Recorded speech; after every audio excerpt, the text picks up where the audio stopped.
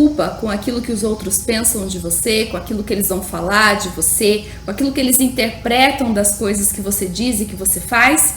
Ou você é uma pessoa mais segura de si? Como que você vê, como que você espera que o outro interaja com as coisas que você faz? A maioria de nós somos muito inseguros. A maioria de nós precisa de saber o que o outro vai pensar a respeito de alguma coisa que a gente fez, que a gente disse, principalmente quando a gente não está muito segura de que o outro realmente gostou ou não daquilo que a gente falou, né? E esse é o tema desse vídeo. E para falar dessa armadilha, que eu chamo de armadilha, porque é uma coisa que todo mundo cai, quando você vai falar aquilo que você está pensando em fazer para alguém, você no fundo precisa que aquela pessoa ou te valide, que ela dê a opinião dela e principalmente que ela apoie você. Mas na maioria das vezes o que acontece é o contrário. Normalmente as pessoas não apoiam projetos dos outros, não desejam tanto que o outro tenha muito futuro, assim, no sentido assim, de ter muito sucesso. Porque assim, essa pessoa vai se distanciar do padrão, da média. Ela não vai ser igual todo mundo, né? Quantas frases a gente não escuta falando assim, agora que ficou rico, esqueceu de não sei o que lá, agora que não sei o que lá, não tem mais contato. Enfim, são várias frases no sentido assim de que se a pessoa sobe um pouquinho de status de vida ou de dinheiro na conta bancária, ela já perde aquilo que ela sempre foi, ela já perde a sua essência. Mas será que isso é verdade? Ou será que isso é só uma armadilha que leva todo mundo a ficar sempre no mesmo lugar e a nunca buscar aquilo que realmente deseja na vida? É disso que se trata esse vídeo. Eu me chamo Carolina Pfeffer e nesse perfil eu ajudo você a se reconectar com o seu poder divino. E quando a gente precisa demais saber, né, aquilo que os outros pensam, aquilo que os outros acham da gente, é porque a gente se sente insegura. No fundo, a gente precisa que o outro diga pra gente quem a gente é. Faz sentido, né? Porque quando a gente pensa muito, poxa, por que eu tô dando tanto poder para essa pessoa? Por que eu quero saber o que ela pensa de mim? Por que essa informação é importante? Porque ou eu vou me magoar com isso, ou eu vou, né, me sentir importante porque a pessoa me dá a importância. Porque aquilo que o outro pensa de mim tem mais importância do que aquilo que realmente eu sou, do que a minha intenção naquele momento X, do porquê que eu tô, né, querendo que o outro me diga aquilo que ele acha de mim. Porque eu fiz alguma atitude, porque eu fiz alguma coisa que eu preciso de validação. Eu preciso sanar a minha insegurança. E da onde vem essa insegurança? Quando a gente está desconectado do nosso poder divino, da gente mesmo, da nossa essência, a gente precisa que os outros nos digam quem nós somos. Quando nós somos seguras de nós mesmas, nós sabemos quem nós somos e aonde nós queremos chegar, principalmente. A gente pode tomar como exemplo uma pessoa que, por exemplo, o Barack Obama. Será que ele sempre quis ser presidente dos Estados Unidos? Será que em quantos momentos na vida dele ele não compartilhou essa ideia com outras pessoas? E com que tipo de pessoa será que ele compartilhou isso? Será que essas pessoas iam falar assim, não, você tá doido, ninguém, você não vai conseguir chegar até lá. Não, para de pensar nisso. Seja lá, sei lá, um deputado. Tá bom pra você. Por que você quer ser o presidente? Será que isso nunca passou pela cabeça dele? Ele nunca escutou isso daí? Com que pessoas será que ele compartilhou essa ideia? Com pessoas que poderiam ajudar ele a conquistar aquilo que ele precisa? Ou com pessoas que, além de não ter uma carreira política, provavelmente, iam dar opinião, iam dar nesse viés, falar, não, né, você não, todo mundo é assim, parecido, é da mesma coisa, ninguém nunca foi presidente nos Estados Unidos nessa família, por que você vai ser? Por que você vai ser o diferente? Né? Essa é normalmente a opinião dos outros a respeito daquilo que a gente planeja para a nossa vida. E quando a gente deixa tanto de perguntar para o outro aquilo que ele acha, então a gente não dá tanto poder. Quanto mais a gente escuta o outro e mais a gente busca essa resposta do outro, mais poder eu cedo, que seria um poder pessoal meu, eu cedo para o outro. Eu entrego de bandeja para que o outro usufrua esse poder de me dizer o que eu devo fazer, quem eu sou.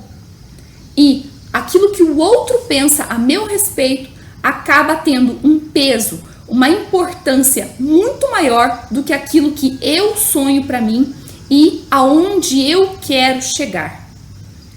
Então pensa bem antes de compartilhar seus sonhos com outras pessoas que às vezes não vão entender, vão te criticar, vão te dizer que você está perdendo seu tempo, que melhor você fazer outra coisa do que seguir aquilo que realmente você deseja. E aqui tem algumas questões, né?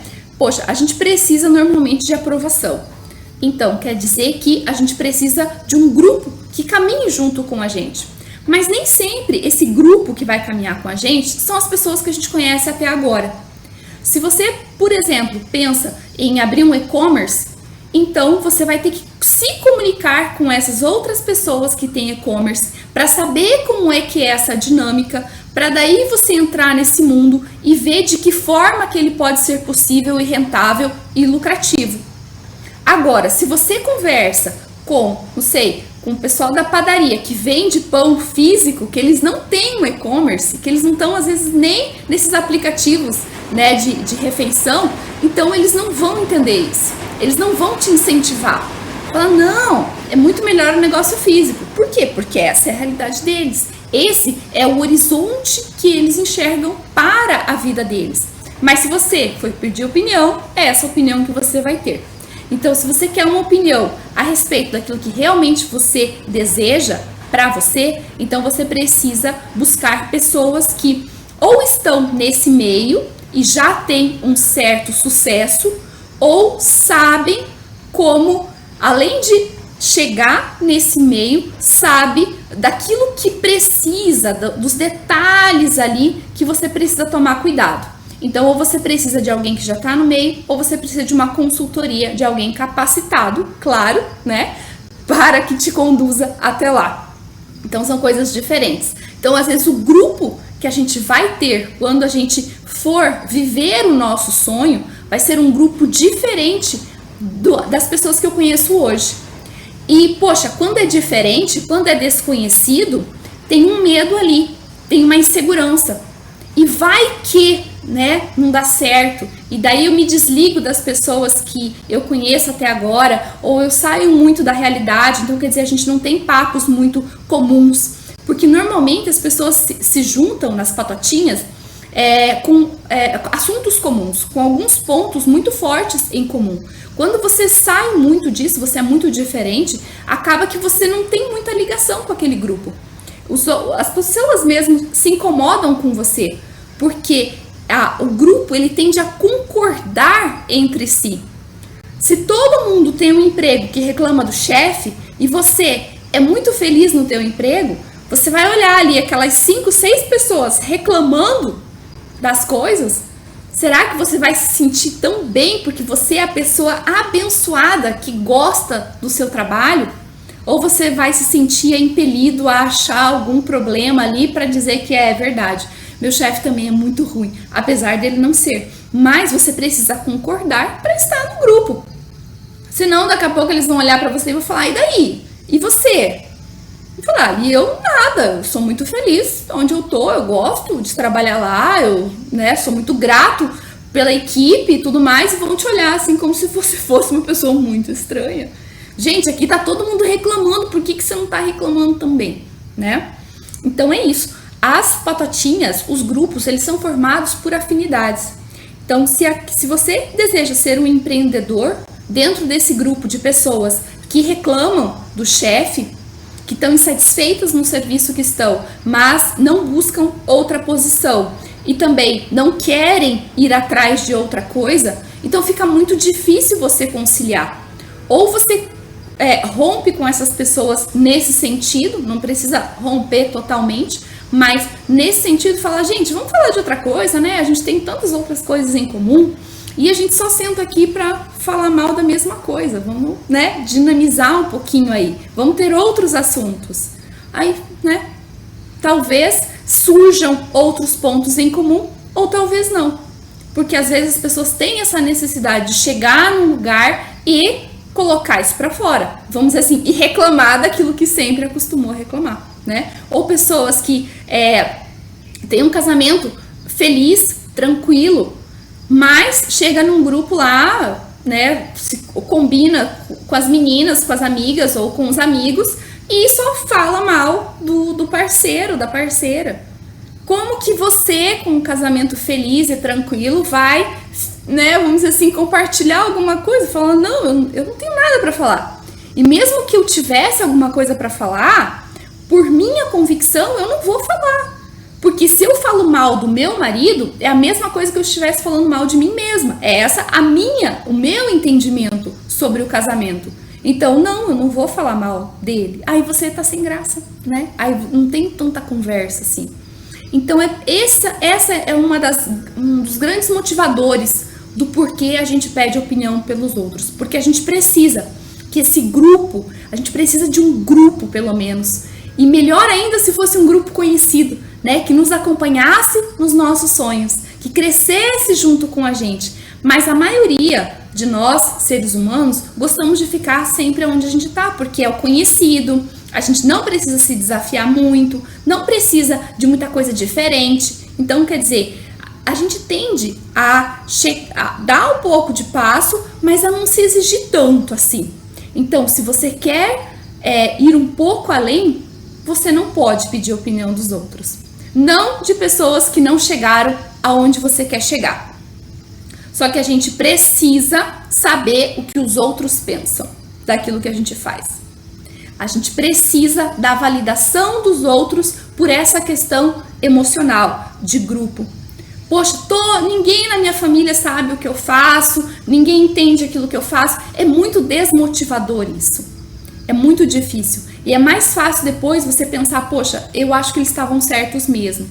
E você não olha para o seu processo e amadurece o seu processo daquilo que realmente você quer. Mas você olha para a opinião dos outros e fala, realmente eu tô errado. Eu vou desistir de tudo e eu vou correr atrás daquilo que é comum mesmo, né? Vou abrir uma padaria, vou fazer outra coisa que é comum. Poxa, eu me formei para tal coisa e tô querendo fazer outra, né? Ninguém na minha família é empreendedor, ninguém tem esse tipo de coisa. Por que que eu quero ser assim? Porque você deseja. Agora, para desejar alguma coisa, você precisa conhecer você mesmo, em primeiro lugar. E a gente não se conhece muito bem. Aí vem aquela insegurança. Aí você pede a opinião do outro. Aí o outro te dá essa opinião que normalmente vai ser negativa. E daí você fica no mesmo lugar. E qual é o processo para romper com tudo isso? Lembra quando eu falei que quando você pede demais a opinião do outro, é porque você deseja, de certa forma, você dá poder para o outro te dizer aquilo que você quer. Você precisa que o outro te traga uma resposta sobre quem você é, uma resposta certinha, assim, facinha. Então, quando a gente resgata esse poder pessoal, você deixa um pouco de dar importância para aquilo que pensam e falam de você e dá muito mais importância para aquilo que você sabe de você mesmo. Agora, para tomar esse poder para si mesmo, você precisa se apoiar. E aqui não cabe tanta insegurança. A insegurança ela tem que ir sendo varrida na medida em que você se conhece. Mas qual é o primeiro passo para você conhecer qualquer coisa, qualquer pessoa da sua vida? É você estar junto, você enxergar, você escutar, você ir conhecendo aos poucos. É o mesmo passo para a gente se conhecer a gente mesmo. A gente vive uma vida inteira com a gente, mas não se conhece.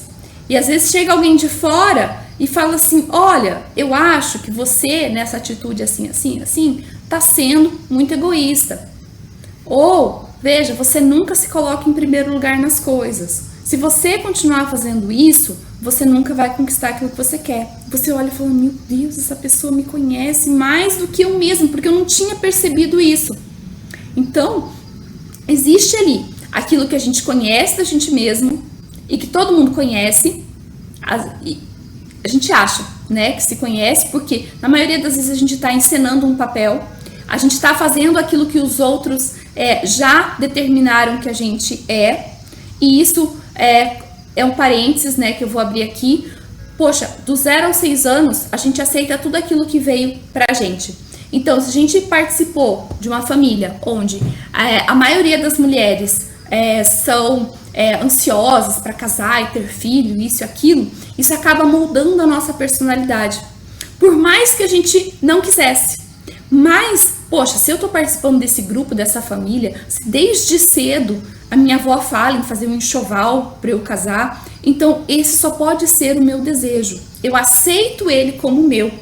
Mas quando eu começo o processo de autoconhecimento, eu vejo que o que está nessa caixinha de que o que eu conheço e todo mundo conhece de mim, não é bem assim, tá? Mas ela existe. É uma caixinha em que os comportamentos são repetidos, não que a gente nunca possa mudar, mas que a gente tem, assim, uma constante na vida. Uma pessoa muito tímida não vai ter um dia que vai ser expansiva, nesse sentido assim que eu falo. Então, existe isso daí, existe aquilo que eu conheço de mim mesma e aquilo que todo mundo conhece de mim mesma. Existe outra caixinha, que aquilo que eu conheço de mim mesma, mas os outros não conhecem de mim. Existe uma outra caixinha daquilo que os outros conhecem de mim mesma, mas eu não conheço. E é essa surpresa que às vezes a gente tem, né? Quando o outro chega e fala uma coisa, eu falo, meu Deus, é isso mesmo. E a última caixinha, aquela que é desconhecida por todo mundo, tanto por mim quanto pelos outros. Então existem essas quatro áreas do autoconhecimento de nós mesmos, como existem essas 4 áreas no autoconhecimento, no conhecimento de qualquer coisa, tá? Existe um campo ali que é o do desconhecido. E esse campo do desconhecido é 95% de nós. Só isso, 95%. E uma das portas de conhecimento disso dali, dessa caixa preta praticamente, é o pensamento. Quando a gente começa o autoconhecimento, a primeira coisa seriam exercícios de meditação, de concentração da mente, onde você começa a escutar aquilo que está rodando na sua cabeça. E quando você começa nisso, você não aguenta. Quem aguenta 1, 2, 5 minutos em silêncio, ninguém aguenta. Todo mundo tem que ficar ali ou com o celular, ou se distraindo com alguma coisa, ou tem que estar assistindo um filme. Quer dizer, a mente, ela nunca é escutada, praticamente. E quando a gente senta para fazer esse exercício, pode ser um exercício muito difícil, muito dolorido. Só que aí entra uma outra questão ali, um segundo elemento, que é o seguinte: você vai escutar a sua mente, mas ela não vai falar tudo aquilo que quer. Você tem que direcionar ela. Ok, vou sentar, vou fazer um exercício de respiração. Então agora eu vou respirar. Por quê? Porque a primeira coisa, você precisa educar sua mente, tá? Você quem? Quem sou eu se não sou a minha mente? Você é consciência, você é essência divina, tá? Então você, como consciência, vai educar a sua mente. Você vai estabelecer horários para ela. Depois você vai começar a separar se aquilo que está vindo nos pensamentos é uma coisa boa ou é uma coisa ruim.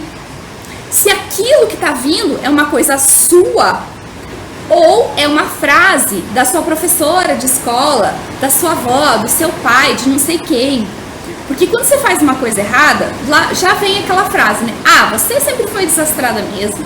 Ah, você é igualzinho ao seu pai, você não consegue fazer tal coisa. São frases limitantes. Elas seriam muito inocentes se elas não fossem repetidas e repetidas com muita intensidade ao longo da sua vida. Quando uma coisa qualquer coisa é repetida muitas vezes, ela se torna uma verdade para você. Então, essa frase, poxa, sei lá, derrubei um copo de água em cima da mesa. Ah, você é desastrada mesmo. Você é igualzinha aquela sua prima que não sei o que lá. É crença limitante. É coisa que estabelece um muro assim na sua frente, é uma trava na sua frente. Daqui você não passa, isso daqui você não consegue.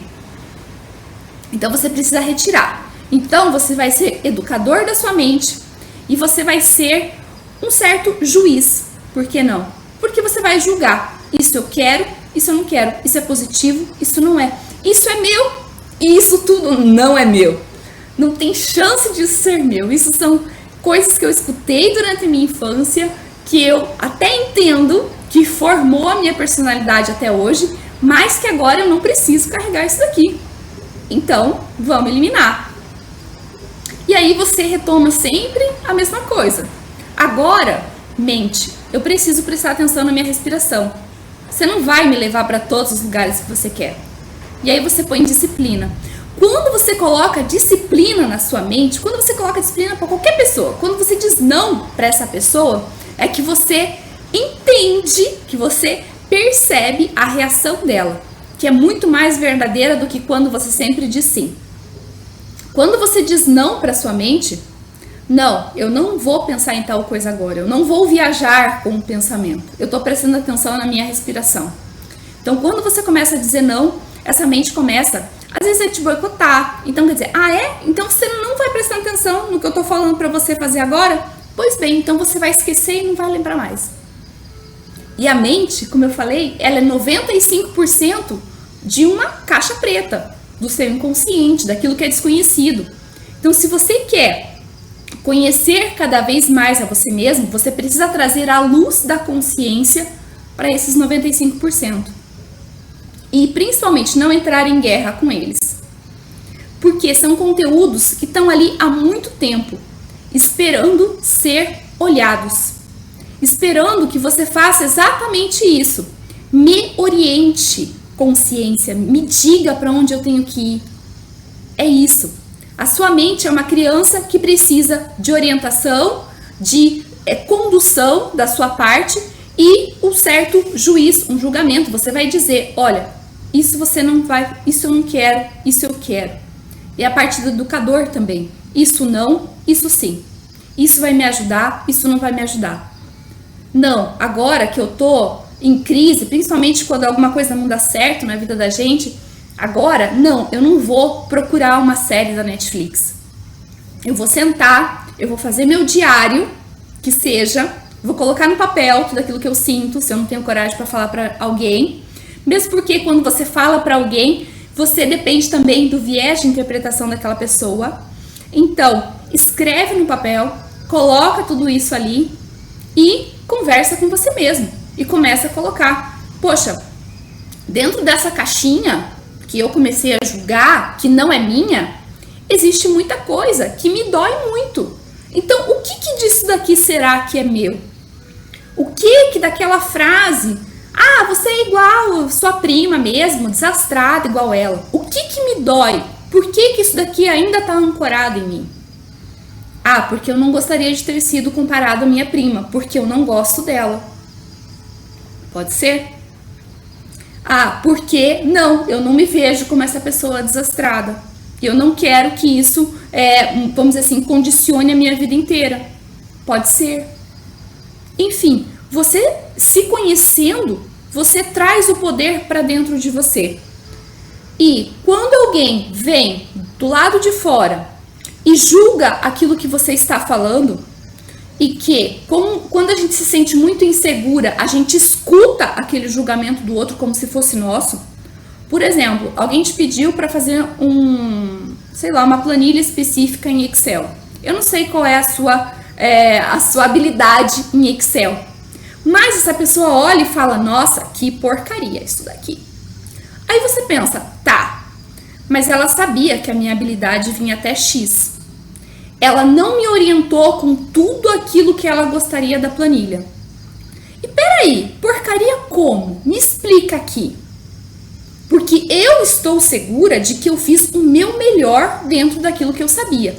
Agora, se você que está me dizendo que é uma porcaria, me diga aqui o porquê então. Me dá aqui, deixa eu anotar aqui que eu vou pegar aquilo que eu preciso ser melhor da próxima vez.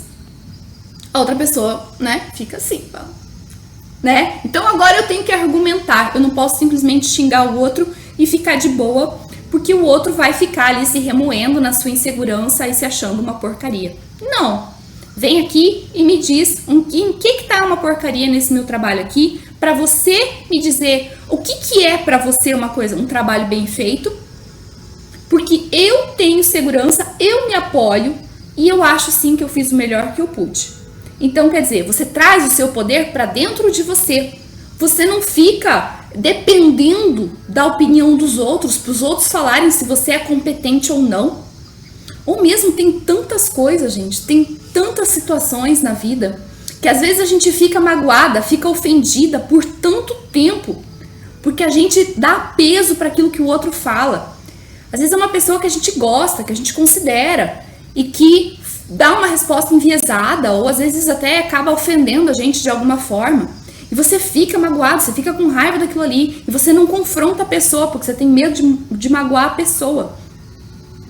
Mas, às vezes, uma pergunta assim, poxa, fulana, eu não entendi por que você reagiu de tal forma. O que aconteceu para você me dar esse tipo de resposta?